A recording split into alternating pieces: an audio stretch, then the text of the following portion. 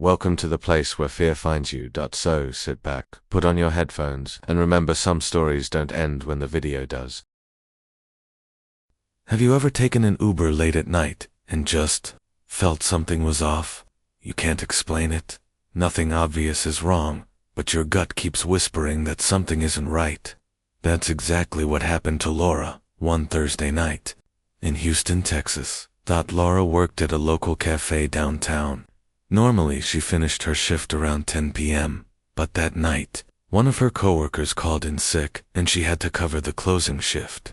By the time she cleaned up, restocked supplies, counted the register, and locked up, it was already past 1:30 in the morning.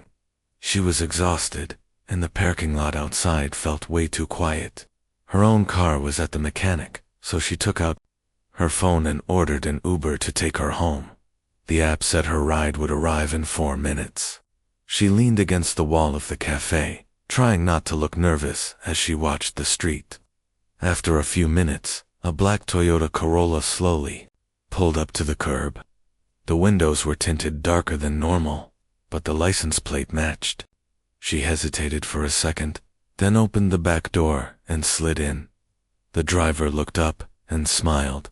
He was a man in his early 30s, clean-shaven, wearing a plain dark hoodie. He didn't look creepy or dangerous. In fact, he looked oddly familiar, like maybe she'd seen him at the store, or maybe he was a friend of a friend. She couldn't place it, but it stuck in her mind. Still, she didn't think much of it. "Hi, you, Laura?" he asked, glancing at her through the rearview mirror. "Yeah," she replied politely. "Cool. Buckle up. Let's get you home." At first, everything felt fine. The car smelled like lemon air freshener. The music playing was soft and mellow, some old jazz tunes she didn't recognize.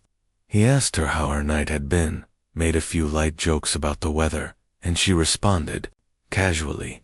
But then, just as they pulled onto the main road, the vibe shifted. "So," he asked suddenly, "do you live alone?" Laura blinked, caught off guard. Yeah," she said cautiously. "Why? Oh, just curious. I mean, you're out. Kinda late. Not many people around." She gave a small, polite laugh. "Yeah, I guess. I was working late." He nodded slowly. "You always finish this late?" "Not really. Only when someone calls in sick." Then he asked, "Aren't you ever scared? You know, being out here by yourself this time of night." She didn't like the way he said it. Not angry or creepy. Exactly. But like he was testing her.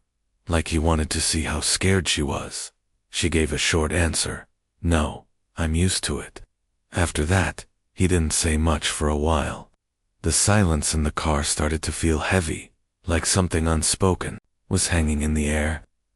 Laura looked down at her phone and checked the Uber app. That's when her stomach dropped. The car wasn't following the route, according to the app. They should have turned right 2 blocks ago to head toward her apartment. Instead, they were still going straight, down a long, empty street lined with trees and warehouses.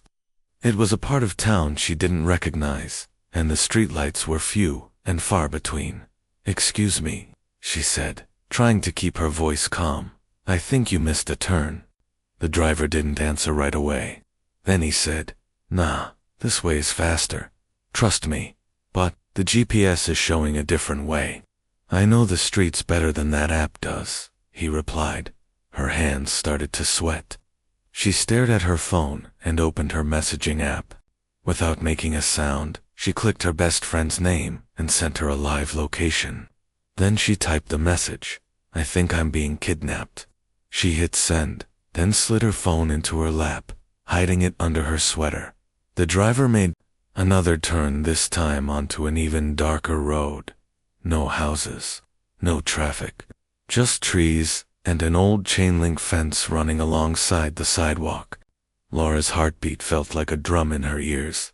She slowly reached into her purse and grabbed a small bottle of perfume she always carried. It wasn't much, but it had a strong citrus scent, and in a worst-case scenario, maybe she could spray it into his eyes. She loosened the cap, just in case, and held it tight. Minutes passed, but they felt like hours. Then, out of nowhere, the driver's phone rang loud and sudden. The ringtone was harsh and old school, like something from the early 2000s. He picked it up without saying a word, and he said, after a long pause, he listened, said nothing else. Then suddenly, he took a sharp U-turn in the middle of the road. Laura's eyes widened, but she kept quiet. After the turn, he said in a calm voice, "Sorry, I made a wrong turn. We're heading the right way now." Just like that, he started, driving toward her actual apartment. He didn't say another word. The whole ride back was silent. No music, no small talk, nothing. Laura stared out the window, gripping her perfume bottle the entire time. Her phone buzzed once. It was her friend replying. "What? Are you serious? I'm calling the police." But before she could respond, they were pulling into her complex. He stopped the car right in front of her building and unlocked the doors. "We're here," he said flatly. She opened the door slowly, never taking her eyes off him. "Thanks," she said quickly, then jumped out and practically ran to her front door. Once inside, she locked the door, pulled all the blinds shut, and slid down onto the floor shaking. Her phone buzzed again.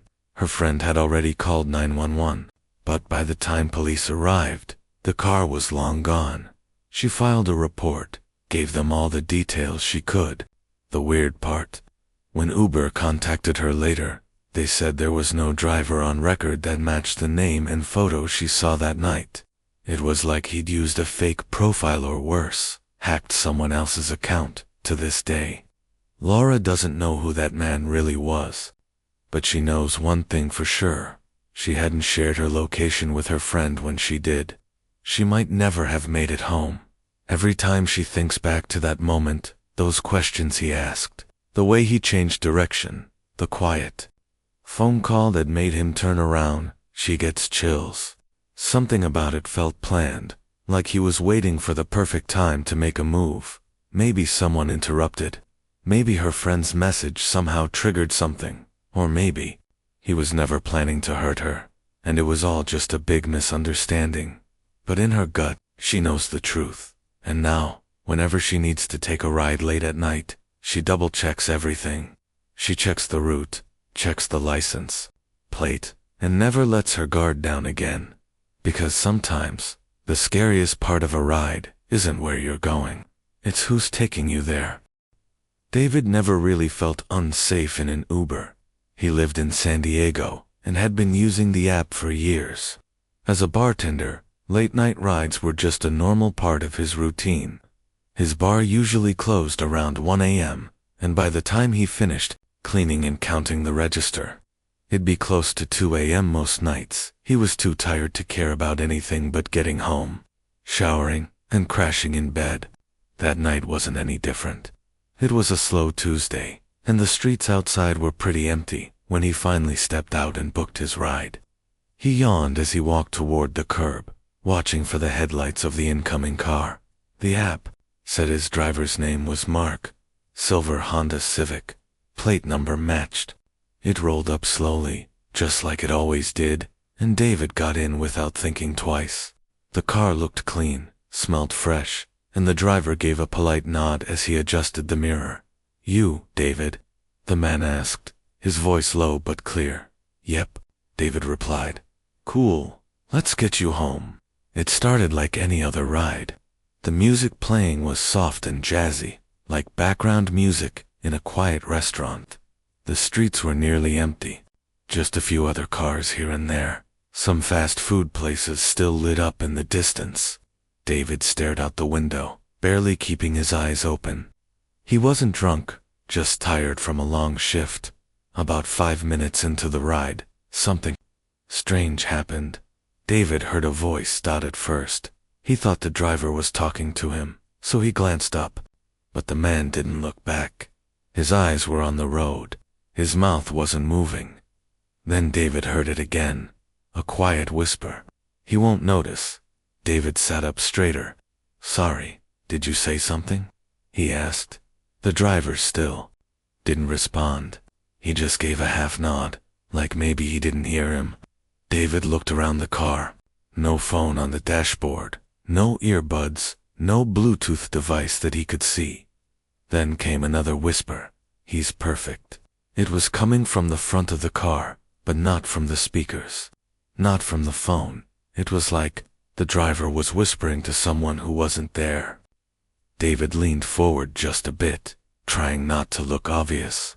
And that's when he realized this guy was talking. To the windshield, just quietly, calmly, muttering things David couldn't fully hear. He felt a chill crawl down his back. "Hey," he said, trying to keep it light. "You okay up there?" The driver finally responded, smiling through the rearview mirror. "Yeah," he said casually, "just talking to my friend." David blinked. "Your friend, M. Hammond, the man," said, nodding again. "Don't worry, he's quiet." David chuckled nervously. Didn't know there was someone else in here. The driver didn't answer that. He just kept driving. The next few minutes were filled with the kind of silence that makes you uncomfortable. Not peaceful silence, but the kind where your mind starts racing, wondering what's happening. David stared at the GPS on his phone, pretending to scroll through messages, but really just checking the route. Thankfully, it looked like they were still heading toward his apartment. No weird turns, no detours. But the driver kept mumbling now and then, like he was talking to someone who wasn't sitting in the car at all. At one red light, David looked up and saw the driver smiling, but not at him. He was staring at the empty passenger seat, like he was watching a show, like something funny had just happened. David shifted uncomfortably in his seat. "Long night, huh?" he tried to say, hoping to break the tension. "Not really," the man answered. "He doesn't sleep much." David didn't respond to that. A few moments later, they passed a corner store, and for a second, he considered asking the driver to stop so he could grab a drink, or maybe just get out. But something told him not to. Something told him it was better to act normal. Just wait, get home, don't cause a scene. Finally, the car turned into his neighborhood, a quiet residential street, streetlights, mailboxes, familiar houses. He almost sighed in relief when he saw his building up ahead. But the car didn't stop. It kept going past his apartment. David cleared his throat. "Hey, I think you just passed it." The driver didn't answer. David leaned forward a bit. "Hey man, my place was back there. You missed the turn." Still nothing. "Can you turn around?" he asked, trying to sound calm. Then the driver said something David would never forget. "He doesn't want you to go yet." David's mouth went dry. "What?" The driver chuckled. "Just kidding," he said, turning the wheel and circling back around. "Sorry, I missed it." He pulled up in front of David's apartment a few seconds later and put the car in park. David didn't wait for the engine to stop. He grabbed the handle and stepped out fast, closing the door behind him with a quick thanks. As he walked up the stairs to his building, he could feel the driver's eyes on him. He didn't turn around, didn't look back. He just kept walking until he was safely inside and the door was locked. Once in his room, he peeked through the blinds. The Uber was still there, engine running, lights off. It just sat there for several minutes. He didn't move. He didn't even breathe loud. Finally, after what felt like forever, the car pulled away and disappeared down the street. David sat on his couch, in total silence, for a long time. He opened the Uber app to report the driver, but then he paused. What if the guy knew where he lived? What if making a complaint would only make things worse? The next day, David finally worked up the nerve to report the trip. He sent in the driver's name, license plate, and all the weird things that happened. The Uber support team said they'd look into it. A few days later, he got a response. They told him there was no record of a driver named Mark on his account. No record of a ride that night. No silver Honda Civic assigned to his trip. It was as if the ride never happened. David sat there staring at the screen, wondering what the hell he had been sitting in that night. To this day, He still uses Uber sometimes, but never late at night. And never without sharing his live location with someone. He doesn't know if that man was just mentally unstable, or if something darker was in the car with them. Something David couldn't see, but the driver could. He can still hear that voice sometimes, whispering from the front seat, "He's perfect." Michelle was a college student living in a small town in Ohio. She wasn't the type to scare easily. She had grown up with two older brothers who constantly pulled pranks on her, so she had a pretty tough shell. But there was one night, one simple Uber ride home after class, that completely shook her. It happened during midterms. Michelle had been studying late at the library. She had an exam the next morning and ended up losing track of time. By the time she packed up her books and walked outside, it was already past midnight. The streets were mostly empty, and the cold night air made everything feel even quieter than usual. She opened the Uber app and ordered a ride home. Her driver's name was Henry. Black car, 4-star rating. Nothing unusual. A few minutes later, the car pulled up. She checked the license plate, everything matched. She got in the back seat, said hello, and the driver simply nodded, without speaking. He looked older than his profile picture. Wrinkles around the eyes, short gray stubble on his chin. He didn't say much. No music, no small talk. At first, Michelle was glad. She was tired and didn't really feel like chatting. But something about the silence began to feel uncomfortable. The kind of silence that wasn't peaceful, but tense, thick, unnatural. She leaned slightly to the left to adjust her seatbelt. And that's when she noticed something strange taped to the dashboard. It was a small Polaroid photo, the kind that comes out instantly from an old camera. It was stuck right next to the speedometer with a piece of old, yellowing tape. She squinted to see it better. Her heart skipped a beat. The photo showed a young woman, brown hair tied up in a bun, wearing a dark red jacket with a white stripe on the sleeve. The same kind of jacket Michelle was wearing that night. She blinked, looked down at herself. Same color, same stripe, same hairstyle. It was too specific to be a coincidence. She looked up again. The girl in the photo looked eerily similar to her. It wasn't her, but it could have been. The resemblance was terrifying. She cleared her throat and said, "That's a cool photo. Who is she?" The driver didn't answer right away. Then he smiled a little and said, "Reminds me of someone." Michelle's stomach turned. They kept driving. She pulled out her phone, pretending to check messages, but really just opening her Maps app to check if he was following the right route. Thankfully, he was, but she still felt like she couldn't breathe properly. Trying to stay calm, she opened her messages and texted her brother, "Call me now." A few seconds later, her phone buzzed. She answered with a cheerful voice, louder than usual. "Hey, yeah, I'm in the Uber right now. Should be home in 10 minutes. You're still up, right?"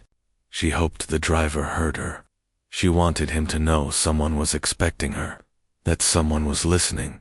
Her brother caught on quickly. Yeah, I'm up. You want me to wait outside?" She replied, "Sure, that'd be great." When the car finally reached her apartment complex, she said a quick thank you and got out fast. Her brother was already standing by the front steps, arms crossed. As she walked toward him, she looked back. The driver was still staring at her through the rearview mirror, not smiling, just watching. Later that night, she told her brother about the photo. He was freaked out and wanted to report the guy immediately. But Michelle hesitated. What if he wasn't dangerous? What if she was just overreacting? The next morning, she checked the news before going to class. She saw a headline that stopped her cold. "Woman missing after leaving work. Last seen." In red jacket. It wasn't her, but the girl in the photo from the dashboard. It was her. Same hair, same face, same jacket. Michelle sat frozen, the phone shaking in her hand. She called the police and Uber right after, but the driver had already disappeared. His profile was gone. No rides, no ratings, like he'd never existed. The experience haunted her. She never took another Uber alone at night after that. The fourth and final story comes from a guy named Kevin. He shared it on an old Reddit thread, and to this day, no one knows exactly what happened that night to or how much danger he was really in. Kevin had been out drinking with friends. It was a Friday night, and they were celebrating a birthday at a local bar in the suburbs of Chicago. By the end of the night, Kevin was drunk but not completely out of it. He knew where he was, and he knew he needed to get home. His friends offered to share a ride with him, but they lived in the opposite direction, and Kevin didn't want to make things complicated. So, he ordered an Uber just before 2 a.m. The car arrived. It was an older model sedan, a little dusty, but nothing too strange. The driver's name was Carl. He smiled, said hello, and confirmed the destination. Home? He asked. Kevin nodded. Yep. They started driving. Kevin leaned back, closed his eyes, and let the motion of the car lull him into a light sleep. The next thing he remembered was silence, stillness, no city sounds, no music, no traffic, just trees. He sat up slowly. The car was parked on a narrow dirt road, surrounded by forest. No street lights, no houses, just pitch-black woods all around. He blinked, confused. What's going on? He muttered to himself. The front door of the car was open. The driver was gone. Kevin's heart started to pound. He looked around in every direction, but couldn't see anyone. Then, in the distance just beyond the tree line, he saw a faint light, like a flashlight, moving slowly, and then, footsteps, crunching on dry leaves, getting closer. Kevin panicked. He didn't think. He just ran. He shoved the door open and sprinted into the opposite direction, back toward where he thought the main road might be. He ran through bushes, tripped on roots, scraped his hands on branches, but he didn't stop. Eventually, he found a highway. He stood on the side of the road, panting, waving his arms at the first pair of headlights he saw. A truck pulled over. The driver rolled down the window and asked if he was okay. Kevin couldn't explain much, just that he needed help, and fast. The truck driver called the police. Kevin reported the incident. They searched the area where he said he had been dropped off, but there was no car. No signs of a driver. Nothing. He contacted Uber later. They had no record of a ride that matched the description. The ride history on his app just stopped at the bar. No pickup, no drop-off, no driver named Carl. To this day, Kevin doesn't know who picked him up that night, or what might have happened if he hadn't woken up in time.